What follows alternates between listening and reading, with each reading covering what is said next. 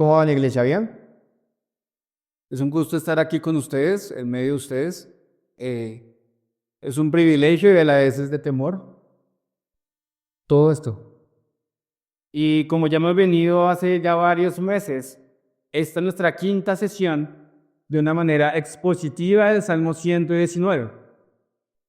Y hoy nos corresponde ver los pasajes de Salmo 119 desde el versículo 33 al versículo 40. Salmo 119, versículo 33 al 40. Y voy a leer en la Nueva Biblia de las Américas y todos los pasajes expuestos serán de esta misma versión. Haremos entonces una lectura continua de estos pasajes. Versículo 33. Enséñame, oh Señor, el camino de tus estatutos y lo guardaré hasta el fin. Dame entendimiento para que guarde tu ley y la cumpla de todo corazón. Hazme andar por la senda de tus mandamientos, porque en ella me deleito. Inclina mi corazón a tus testimonios y no a la ganancia deshonesta. Aparta mis ojos de mirar la vanidad y vivifícame en tus caminos. Confirma a tu siervo tu palabra, que inspira reverencia por ti. Quita de mí el oprobio que me causa temor, porque tus juicios son buenos. Yo anhelo tus preceptos. Vivifícame por tu justicia. Y Señor, hoy venimos delante de ti, Padre, con cargas, con diferentes pensamientos, sentimientos, emociones. Hoy queremos, Señor, estar enfocados solamente en tu palabra. Señor, que tu palabra sea expuesta con veracidad, con verdad, no con falsedad. Líbrame, Señor, de palabras humanas. Por favor, Padre. Sabes, Señor, cuánto pecamos, pero gloria a ti por Cristo y por la gracia que nos has dado a través de Él. Ilumina nuestros ojos de nuestro entendimiento. Gracias, Padre, por tu palabra. En el nombre del Señor Jesús. Amén. Para dar como un breve contexto a las personas que nos acompañan hoy, estamos viendo el Salmo 119 y voy a pasar aquí rápido, perdón. Y ya vimos 4 sesiones. En la primera sesión vimos su palabra mi vida entera, el versículo 1 al 8. Su palabra me limpia, versículo del 9 al 16. Su palabra mi modelo, versículo 17 al 24. Y su palabra vivifica y fortalece. Y lo que hemos visto en todo este salmo es la importancia de la palabra, en todo sentido. Esta vez veremos el siguiente tema. Su palabra, mi oración. Y aquí este salmista, pues a propósito, no sabemos quién fue y qué lo escribió. Muchos dicen que fue Esdras, Moisés, David, entre otros. Pero este salmista de estos pasajes va a hacer una oración, una súplica directamente a la hora del Señor. Pero antes de esto, quiero que lo acompañen a Lucas 11. Lucas capítulo 11. Versículo 1. Dice así la palabra del Señor. Aconteció que estando Jesús orando en cierto lugar, cuando terminó, le dijo uno de sus discípulos, Señor, enséñanos a orar, así como Juan enseñó también a sus discípulos. Porque comienzo con este pasaje, iglesia, y vamos a ver cómo orar de manera correcta a través de este salmo. Póngase a pensar en la gran importancia de dar. Y sabe, alguna vez escuchamos que orar es ahorrar el tiempo, es ahorrar tiempo. Orar es una disciplina espiritual del creyente. ¿Usted está respirando? Así como usted respira para vivir, tiene que orar para vivir conforme a lo que el Señor está mandando. Miren, los discípulos de Jesús escucharon sus grandes sermones, escucharon sus parábolas, vieron cómo Jesús sanaba a enfermos, hacía salir partes del cuerpo de manera milagrosa, vio cómo liberaba a gente con demonios y multiplicaba comida. Los discípulos no le dijeran, Señor, enséñanos a multiplicar comida. Señor, enséñanos a poder hablar como tú hablas. La única pregunta que hacen los discípulos es, Señor, enséñanos a qué. Si eso es importante para los discípulos que andaban con Jesús, ¿cuán es de mayor importancia nosotros como hijos del Señor? Mis hermanos, la oración es un método o herramienta y ayuda para estar bien con Dios. Y es un privilegio enorme. Alguna vez un evangelista muy famoso del siglo XIX dijo lo siguiente y es, prefiero orar como Daniel que predicar como Jeremías. Prefiero orar como Daniel que predicar como Pedro. Prefiero orar como Daniel que predicar como Pablo. Y en estos pasajes de Salmo 119, quiero que regresen allá. Vamos a ver varias cosas. Y vamos a entender que el salmista divide en dos esta oración. La primera parte del 33 va al 36 y la segunda parte del 37 al 40. La primera parte se llama de esta manera: la oración, mi deseo. La oración, mi deseo. Versículo 33. Enséñame, oh Señor, el camino de tus estatutos y les guardaré. ¿Hasta cuándo? Hasta el fin. Y aquí esto cuando dice, enséñame, oh Señor, el salmista está haciendo un ruego al Señor, porque es el único que le puede enseñar, es el único que le puede abrir sus ojos al entendimiento puro de lo que quiere decir. Mis queridos hermanos, cuando nos acercamos a la palabra del Señor, ¿esta es nuestra oración? ¿O nos creemos muy orgullosos y sabemos mucho y nos acercamos y leemos sin orar? Pero el salmista lo tenía muy claro, dice, enséñame, oh Señor, el camino de tus estatutos, y estatutos aquí es lo que el legislador divino ha decretado. ¿Qué quiere este salmista? ¿Quiere que le enseñe el futuro? ¿Qué carro o casa va a tener? ¿Quiere que le enseñe cuántos hijos va a tener o cómo les va a llamar? ¿O qué carrera voy a estudiar? ¿O seguramente qué local vamos a tener? ¿O qué falta por hacer? La oración de salmista no era esta. Era, enséñame, Señor, el camino de tus estatutos. No con qué me voy a casar, no qué voy a hacer, sino el camino de tus estatutos, lo que tú ya has dicho. Y creo que lo hemos repetido varias veces en esta serie de estos sermones y es, ya está escrito, mis queridos hermanos. Ya está escrito. De hecho, estatutos es lo que él ya ha decretado. Esto es decir, su voluntad. Imaginen, hermanos míos, si pedimos al Señor que no nos enseñe su voluntad. Imaginemos por un segundo cuántas veces esta semana hemos caminado, trabajado, estudiado, leído su palabra sin orar esto, sin orar, Señor, muéstranos cuál es tu voluntad, que ya está en su palabra. Pero no solamente muéstrame y quiero entender, y ya. ¿Cuál es la petición de este salmista? Dice, y lo guardaré ¿hasta cuándo? Hasta el fin. Cuando dice la palabra guardar, indica que será un atalaya, y un atalaya era una persona que se ubicaba de noche y de día, estando atento de cualquier ataque de los enemigos del pueblo. ¿Hay descanso para guardar su palabra, iglesia? ¿No? No, es que estoy cansado. Y los entiendo. No, es que hoy no tuve tiempo. No, es que mejor guardé otros conocimientos. Iglesia, enséñame, oh Señor, el camino de tus estatutos y los guardaré hasta el fin. Hasta el fin. El trabajo nuestro como hijos suyos es guardar sus estatutos ¿hasta cuándo? ¿Hasta mañana o hasta hoy? Hasta el fin. Es impresionante cómo el salmista tenía este gran deseo en su corazón. Quiero guardar tus estatutos, no hasta mañana, no hasta hoy, hasta el fin. Ahora, iglesia, no es que estemos orando esto y todos los días sin abrir la palabra, ¿no? No es que estemos orando esto y con esto quedemos hoy ya eso me sirve para dentro de 7 días, 7 meses o hasta 2 años. No, iglesia. Guardar hasta el fin es siendo consciente de que todos los días de mi vida y hasta cuando esté con Él, guardaré su palabra. Hasta el fin. Pero les acaba todo.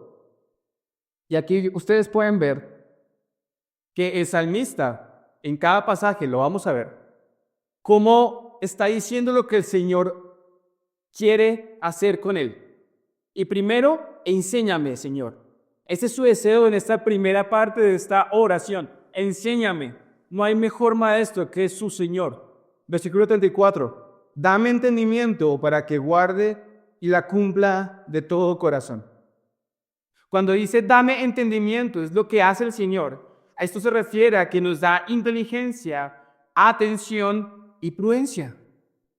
Dame entendimiento, no solamente la parte de pensamientos o conocimiento, es también la parte práctica, para que guarde tu ley y la cumpla de todo corazón. Y mis queridos hermanos, quiero exponer con veracidad la palabra del Señor. Y aquí cuando dice ley es Torah y ese compendio de todas sus leyes del Antiguo Testamento. Para esto, quiero hacer aquí un paréntesis. Y si yo les preguntara una ley del Antiguo Testamento, ustedes pueden decirme, por los 10 mandamientos, ¿no? ¿El primero cuál es? Es el segundo. ¿El tercero cuál es? Y hay 10 mandamientos más. Hay 7 mandamientos más. Y a veces nos quedamos con esa visión de, hay que cumplir estos mandamientos y estos 10 mandamientos. En aquel entonces, para cuando estaba escribiendo esto el salmista, el público de este salmo eran judíos. Y estos judíos tenían un montón de leyes, más de 500 leyes. Vivían en 3 partes, iglesia. 1, la ley civil. 2, la ley ceremonial. Y 3, la ley moral. La ley civil tiene que ver con aspectos de este pueblo como nación. Ley civil, por favor, cuando alguien le falle a su hermano, tiene que retribuirle el doble. Ley civil, el trato con tu hermano, el trato como nación. Ley ceremonial, y estos son todas las leyes y todos los pasajes que vemos acerca de cómo hacer sacrificios delante del Señor. Y ley moral tiene que ver con la conducta del pueblo, que esto podía reflejar el carácter del Señor a todos los demás. ¿Por qué les explicó esto, iglesia? Y ustedes miran, ¿esto qué tiene que ver con lo que estamos diciendo? Cuando aquí dice el salmista, dame entendimiento, dame prudencia, dame la práctica para entender. Todo este conocimiento es para guardar todas las leyes que están escritas en el Antiguo Testamento y la cumpla de todo corazón. ¿Saben? Y la cumpla de todo corazón implica algo, según este texto. Las leyes no están puestas para aburrimiento o para algo que tocaba hacer con una mala actitud. Cuando dice, y la cumpla de todo corazón, iglesia, está diciendo, la voy a cumplir con amor, con gozo, con obediencia. Yo sé que este tema puede ser un poco grande y muy difícil de digerir. Pero toda la ley del Antiguo Testamento era para el amor y el obedecer al Señor con gozo. Era para ser santos como Él es santo ante las demás naciones impías y corruptas. Este salmista no está diciendo, hazme entender para que guarde tu ley y la cumpla por obligación o la cumpla porque me toca. No, dice que la cumpla de todo corazón. Y no solamente algo que vemos en la antigüedad, es algo que vemos hoy. Y a veces, iglesia, nos quedamos con fragmentos del Nuevo Testamento. Algunos lo llaman la era de la gracia, donde vemos Filipenses. Sí, todo lo pude en Cristo que me fortalece. Vemos Colosenses, Mateo, Marcos, Lucas, Juan. Y es de gran importancia para nosotros. Pero hay perlas preciosas en el Antiguo Testamento. Y este salmista lo sabía. No quiero entender tu palabra para estar obligado, triste y cumplirla. Quiero entender tu palabra para amarte y obedecerte. Las leyes, sí, es para el orden, pero era un reflejo del amor del Señor y de su santidad que quería que ellos tuvieran entre ellos y delante de las demás naciones. Este deseo, en esta primera parte de esta oración de salmista, era fuerte. Quiero cumplirla de todo corazón, no porque mis padres me obligan. No. Hoy, como podemos ver de iglesia, hoy todos nos reunimos acá y nos alegramos. ¿Alguien aquí vino pues obligado? No. Y espero que no. Pero iglesia, cualquier cosa que hagamos hoy en día, hacerla de todo corazón, es hacerla con amor y con gozo. Amar a mi hermano, hacerlo con amor y con gozo. ¿Cuesta o no cuesta? Cuesta un poco a veces. No somos fáciles, somos pecadores. Pero esto es lo que quería decir este salmista. Yo quiero cumplir toda tu ley dada en el Antiguo Testamento. Y hoy en día para nosotros, quiero cumplirla también de todo corazón. Ese deseo era de salmista.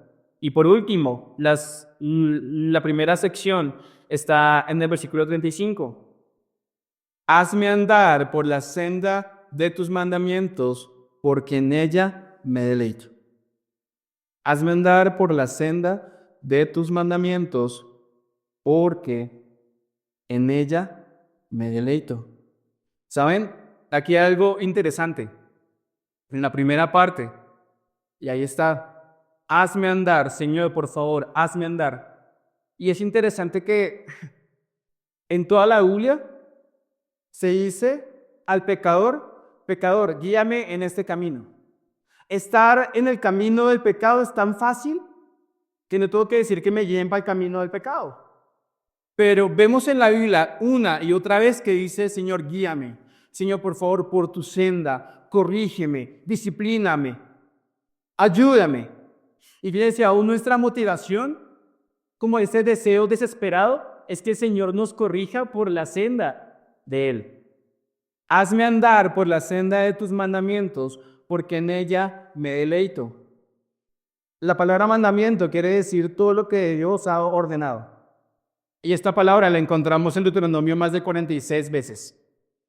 Por eso, quiero ir con ustedes a Deuteronomio capítulo 8. Y mis queridos hermanos, cuando el salmista aquí está pidiendo por esto con todo su corazón, porque en ella se deleita, miren lo que aquí dice Moisés al pueblo antes de entrar a la tierra prometida. Deuteronomio 8, versículo 1 en adelante. Todos los mandamientos, mismas palabras de aquí para el Salmo, que yo te ordeno hoy, tendrán cuidado ponerlos por obra, es decir, de obedecerlos y practicarlos, a fin de que vivan y se multipliquen y entren y tomen posesión de la tierra que el Señor juró dar a sus padres. Y te acordarás de todo el camino por donde el Señor tu Dios te ha traído por el desierto durante estos 40 años, para humillarte, probándote, a fin de saber lo que había en tu corazón, si guardarías o no sus mandamientos. Versículo 3. Él te humilló y te dejó tener hambre y te alimentó con el maná que tú no conocías, ni tus padres habían conocido, para hacerte entender que el hombre no solo vive de pan, sino que vive de todo lo que procede de la boca del Señor. Tu ropa no se gastó sobre ti, ni se hinchó tu pie durante esos 40 años. Mis queridos hermanos, cuando aquí está hablando esto, el salmista me deleito de tus mandamientos, yo me deleito en tus mandamientos. Está hablando exactamente de esto que tenía que decir Moisés al pueblo. Todo lo que les hice pasar, todas las direcciones, todas las leyes que les he dado a ustedes es para que podamos reconocer que no solo del pan, que no solo de la ropa, que no solo del caminar, sino que toda palabra que sale de la boca de Dios es vida. Este salmista estaba pensando, en ellas me deleito y yo encuentro gozo en estas palabras y en estos mandamientos, porque en ellos hay vida. Me puede faltarme el alimento, me puede faltar la ropa, puedo estar mal de salud, iglesia. Pero el hecho de deleitarse en sus mandamientos no es que lo es todo. Todo lo que le estaba ordenando el Señor era para decirles, solo de mis palabras pueden vivir. Y estos eran sus mandamientos. Este era su deseo. Su deseo primero era guardarla hasta el fin. Su deseo segundo en esta oración era cumplir de todo corazón su ley. Y su tercer deseo para esta oración era andar por mis mandamientos, porque se deleitaba en estos mandamientos. Mire cómo comienza esta oración de este salmista. ¿Cómo comienzan las nuestras? ¿Tenemos muletillas para orar? Iglesia, tenemos que ser solemnes delante de la oración. No puede ser un tiempo el más rápido de nuestra vida. No puede ser el tiempo que nos sobra delante del Señor. Miren con qué teología, miren con qué profundidad este salmista está orando. Estoy seguro que era un hombre lleno de su palabra, porque nada más oraba cosas de su palabra. Nuestras oraciones se ven reflejadas por la cantidad de tiempo que pasa solas en la palabra del Señor. Nuestras oraciones se ven reflejadas cuando solamente pido por mí. Nuestras oraciones se ven reflejadas cuando voy delante del Señor, pero no voy a su palabra. ¿Qué esperamos? Y en esta segunda parte ya miramos las luchas de salmista. En la primera parte vimos la oración y su deseo profundo. En esta, la oración y sus luchas. Porque no quiero pasar por alto que somos humanos. Y no quiero decir de aquí de manera extraña y pecaminosa que vamos a ser todos victoriosos porque somos hijos de rey. No, eso no pasa, iglesia. Y por eso vamos a ver cuántas luchas tenía este salmista. Pero cuando usted ve aquí la pantalla, puede ver cuántas cosas hace el Señor en cada uno de estos versículos. Versículo 36. ¿Qué luchas tenía este salmista? Pero mire cómo comienza.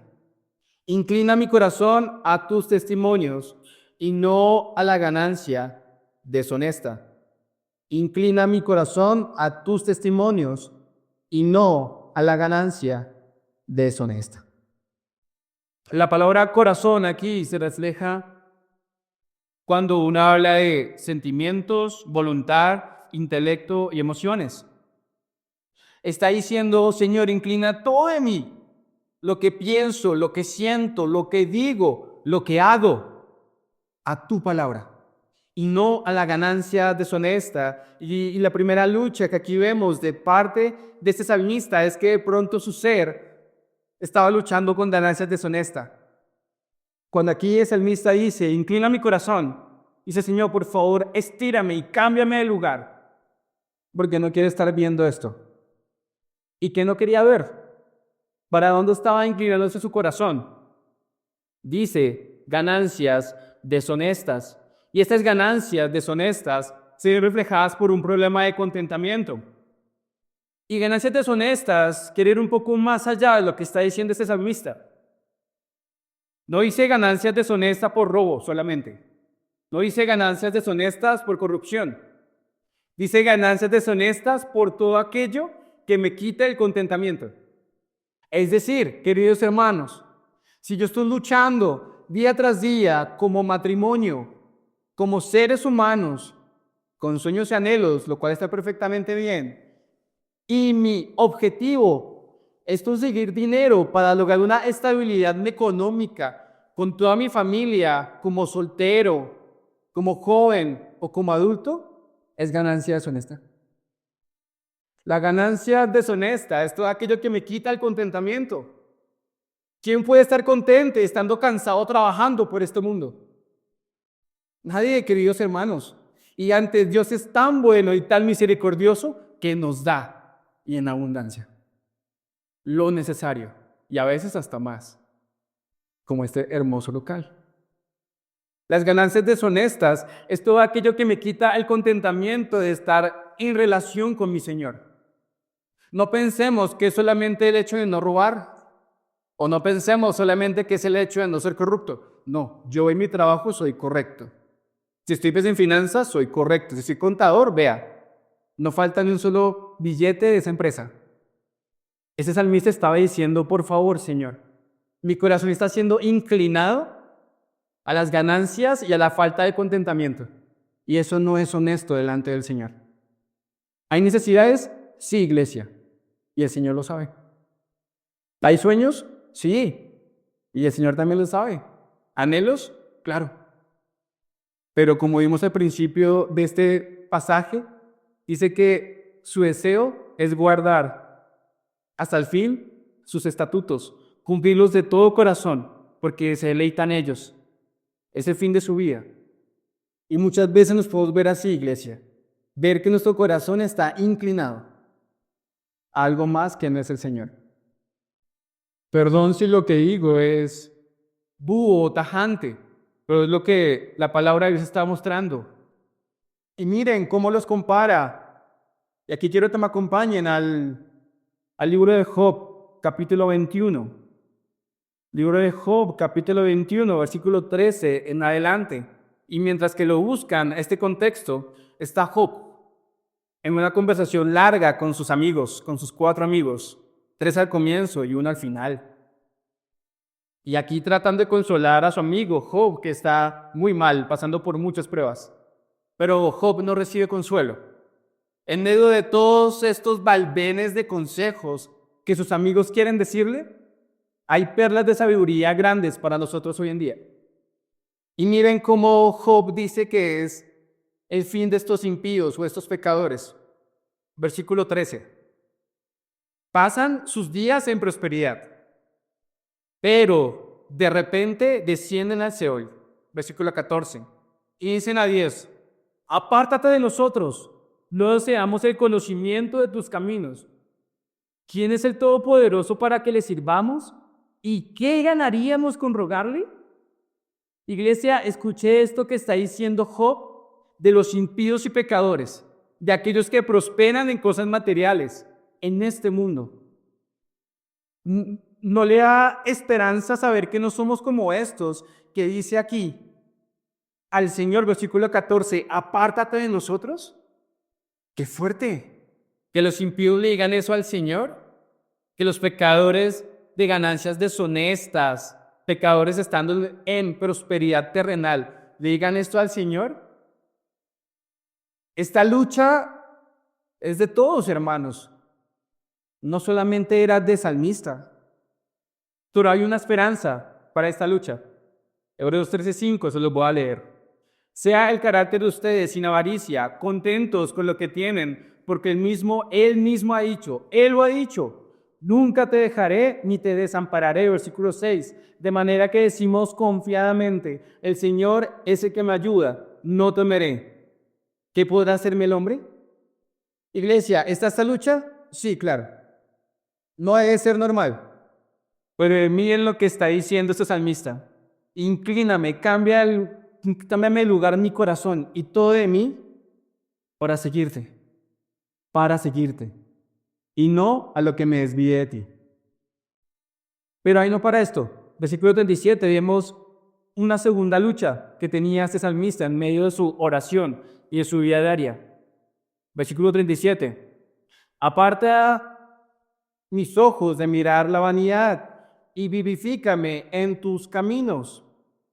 La palabra vanidad se escribe de la siguiente manera. Y es una palabra que quiere decir ídolos, ruina, mal e inutilidad. ¿Qué está diciendo aquí el salmista?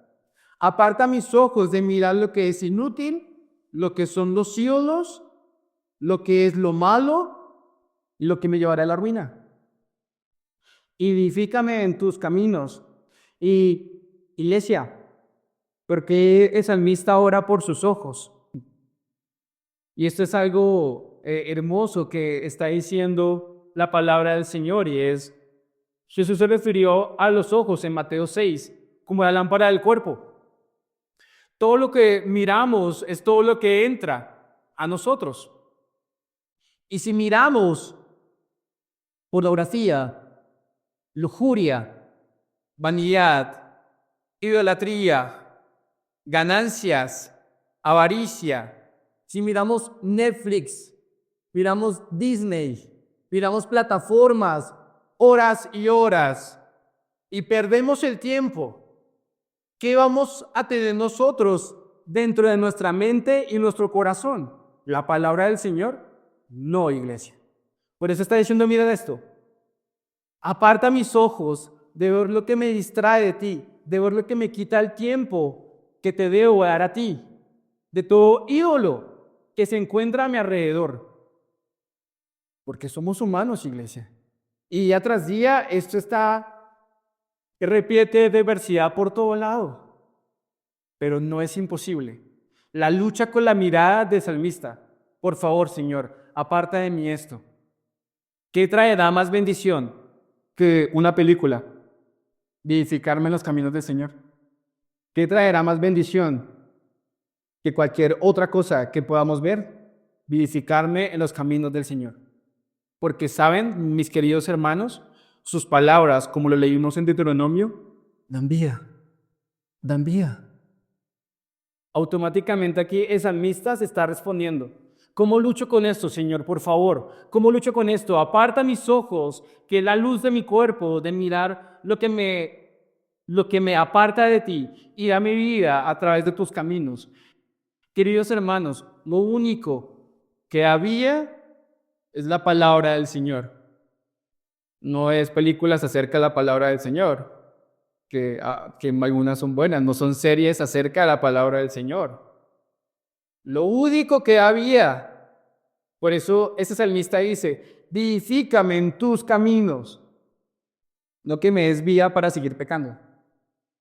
Por favor, tengamos en mente la oración y sus luchas. Versículo 38. Confirma a tu siervo tu palabra.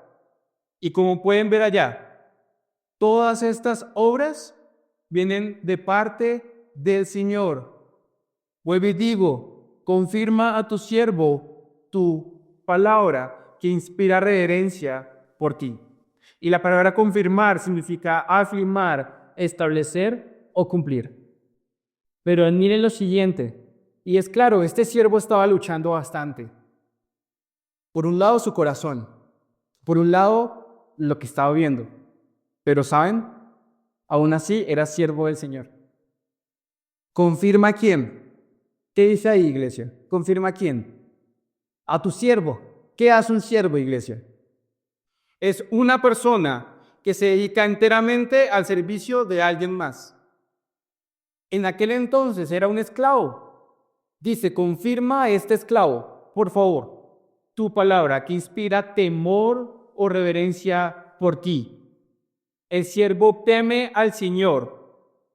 Por esto necesita con urgencia que Dios establezca su palabra en él. ¿Eso qué quiere decir, iglesia? Nosotros como siervos, si no estamos cimentados y afirmados en su palabra, no estamos siendo temerosos delante de él. Un siervo teme.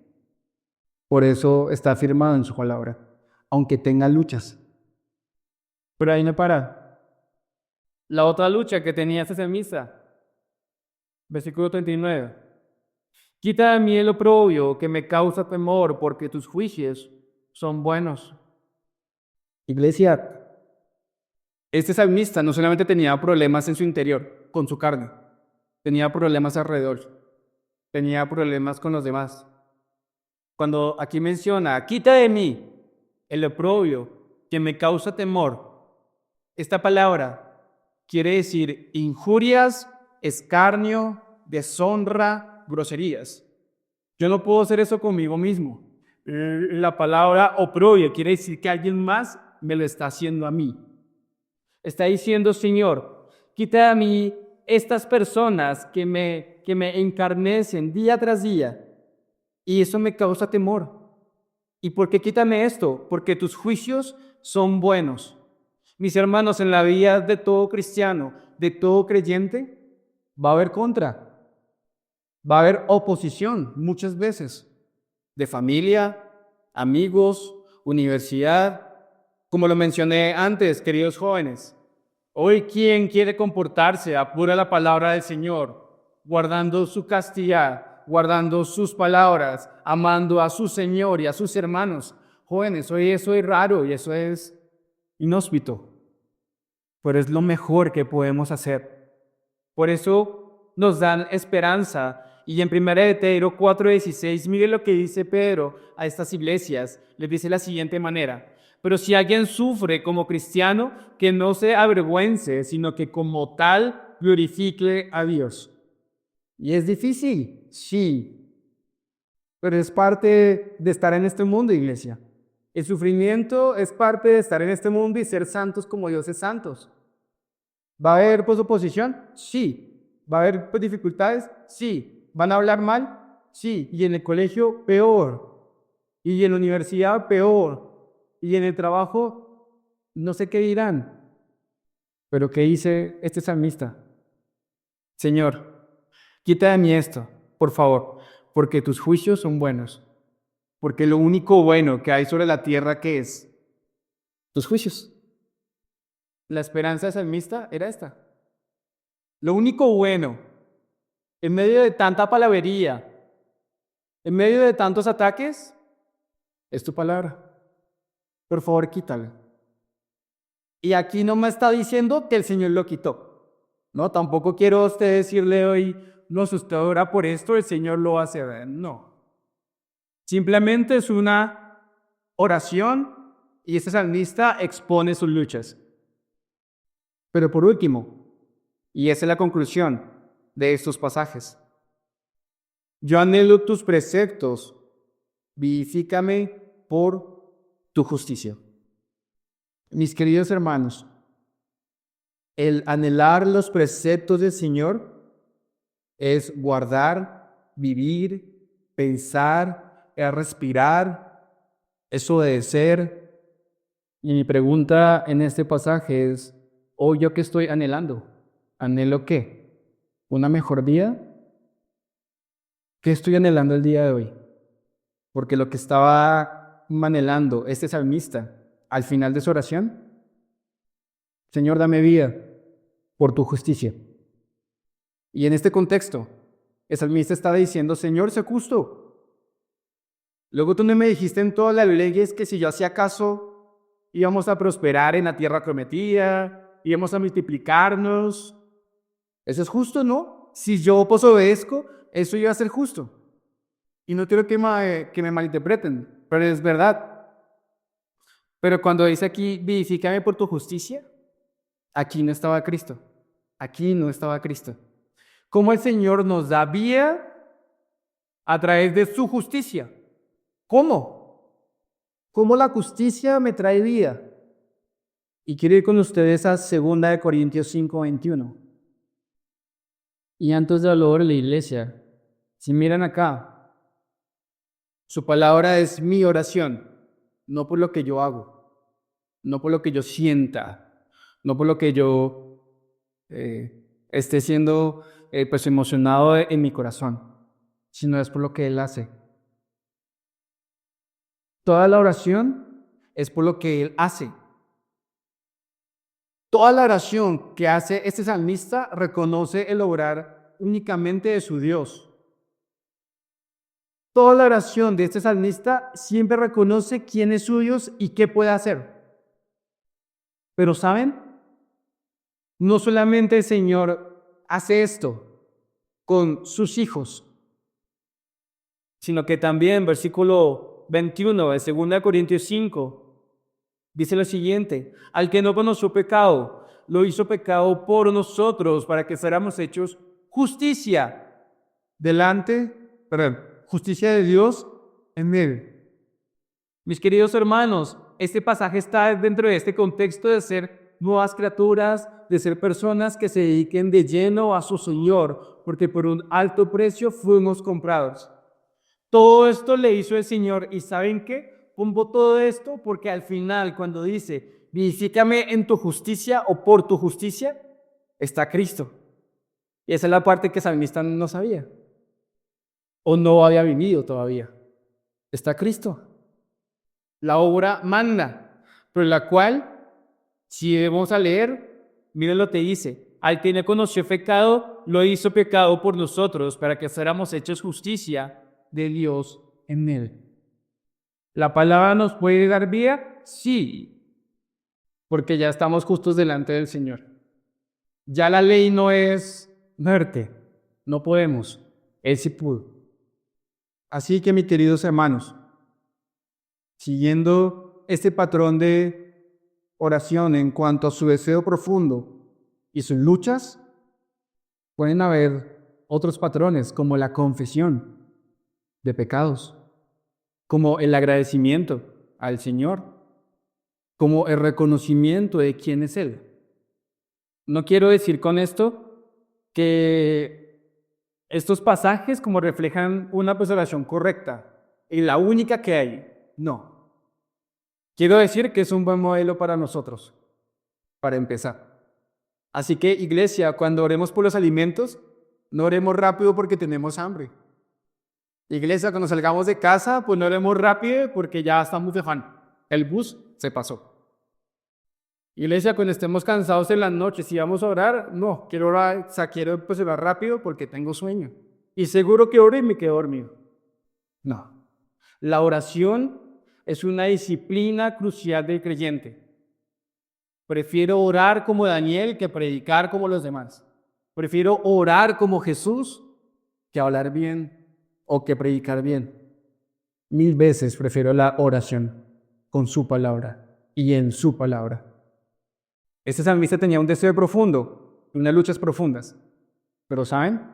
Tenía conocimiento que lo único que le podía dar vida era su palabra, nada más. Y para terminar quiero ir a Juan 10. Si ya somos justicia y justos delante del Señor a través de lo que hizo Cristo, miren lo que dice el Señor y lo que promete en Juan 10. Versículo 10. Y este contexto, alguna vez lo pudimos leer con una iglesia y está aquí hablando a los fariseos después de hacer un milagro. Versículo 10 dice lo siguiente: el ladrón solo viene para robar, matar y destruir. Yo he venido para que tengan ¿qué? Vida, y para que la tengan en ¿qué? Vivifícame con tu palabra, vivifícame, porque lo único que me debía, me da vida y me dará vida será tu palabra. ¿Y saben qué es lo mejor? Que nos ha dado vida en abundancia. ¿Eso qué quiere decir, iglesia? Una vida abundante. Una vida que usted y yo podremos imaginar. En el griego significa algo sin límites. Mayor que las ganancias deshonestas. Mayor que la vanidad de la vida. Mayor que una casa propia. Mayor que ser profesional. Mayor que lograr una atención. Mayor que hacer, conocerlo a Él en abundancia hasta la eternidad. Y esa era la esperanza de esta oración de salmista. Vivifícame, por favor, vivifícame, vivifícame, vivifícame por tu justicia. Y hoy podemos decir, por Cristo, estamos vivos y somos justos delante de Él. Así que, cuando estemos mal, con nuestro corazón destrozado, estemos felices, con deseo profundo, vayamos al Señor. Si somos sus hijos, Él nos escuchará. Y si tú hoy en día vienes aquí por primera vez, Él da vida y la da en abundancia. En abundancia. El ladrón solamente viene para quitar, Él viene para dar. Así que no esperemos por vivir esa vida que Él quiere que vivamos. Vamos a orar.